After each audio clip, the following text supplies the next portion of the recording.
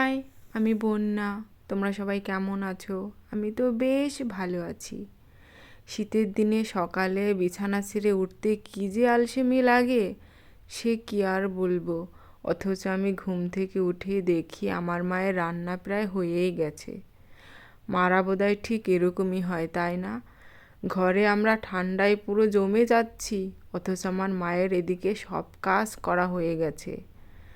তো মনে হচ্ছে দিনের বেশিরভাগ সময় ছাদেই কাটিয়ে দিই রোদে বসে।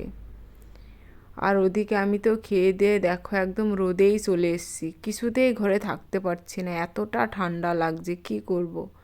আমি আসতে না আসতেই দেখছি টমিও চলে এসছে। আর অনেক দিন ধরে হাতে কিছু কাজ ছিল, সময় পাচ্ছিলাম না সেগুলো করার। তো ভাবলাম আজকে ছাদে গিয়েই সব কিছু সেই কাজগুলো করে নেব, তাহলে আমার সময়ও কেটে যাবে আর এখানে রোদে অনেকটা সময় থাকা হয়ে যাবে। তো দেখো আমি সব কিছু নিয়ে একদম ছাদে চলে এসেছি। ভাবছি আজকে যে কটা কাজ জমে আছে সবগুলো এখান থেকে কমপ্লিট করে তারপরে নিচে যাব। তো তাহলে আমি কাজগুলো করে নেই, আজ তাহলে আসি, টাটা বাই।